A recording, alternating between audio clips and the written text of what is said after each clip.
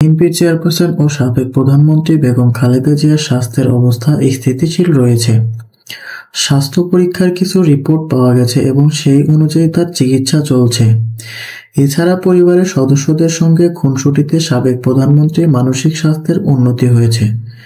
শুক্রবার এসব তথ্য জানিয়েছে বিএনপির স্থায়ী কমিটির সদস্য ও খালেদা জিয়ার ব্যক্তিগত চিকিৎসক ডাক্তার জাহিদ হোসেন। তিনি বলেন, আজ আরও কিছু রিপোর্ট পাওয়া যাবে। তার স্বাস্থ্যের অনেক বেশি উন্নতি হয়েছে তা বলা যাবে না, স্থিতিশীল বলা যায়। তবে টেস্ট রিপোর্টের ভিত্তিতে তার চিকিৎসা পদ্ধতিতে কিছুটা পরিবর্তন এনেছেন চিকিৎসকরা। বড় ছেলে তারেক রহমানের তদারকিতে লন্ডন ক্লিনিকের লিভার বিশেষজ্ঞ অধ্যাপক জন প্যাট্রিক কেনেডির তত্ত্বাবধানে চলছে খালেদা জিয়ার চিকিৎসা। বিএনপির চেয়ারপারসনের উপদেষ্টা ডক্টর এনামুল হক চৌধুরী বলেন, কেনেডির সঙ্গে খালেদা জিয়ার চিকিৎসায় যুক্ত হয়েছেন আরও কয়েকজন চিকিৎসক। রিপোর্টে কি এসেছে তা আমি বলতে পারবো না, তবে তার চিকিৎসা ভালোভাবেই চলছে।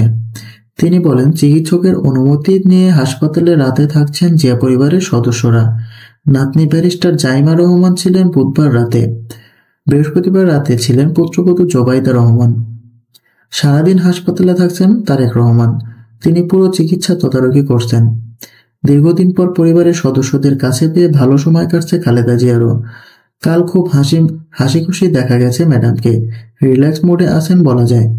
বিএনপি চেয়ারপারসন খালেদা জিয়া দীর্ঘদিন ধরে লিভার সিরোসিস, আর্থ্রাইটিস, হৃদরোগ, কিডনি, ফুসফুস, ডায়াবেটিস বিভিন্ন জটিলতায় ভুগছেন। প্রসঙ্গত, উন্নত চিকিৎসার জন্য যুক্তরাজ্যের উদ্দেশ্যে মঙ্গলবার রাতে এয়ার অ্যাম্বুলেন্সে ঢাকা ত্যাগ করেন সাবেক প্রধানমন্ত্রী ও বিএনপি চেয়ারপারসন খালেদা জিয়া।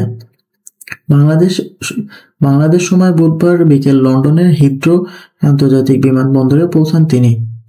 সেখানে তাকে স্বাগত জানায় বড় ছেলে বিএনপি ভারপ্রাপ্ত চেয়ারম্যান তারেক রহমান ও পুত্রবধূ জোবাইদা রহমান। এরপর বিমানবন্দর থেকে নিজ গাড়ি চালিয়ে মাকে হাসপাতালে নিয়ে যান তারেক রহমান।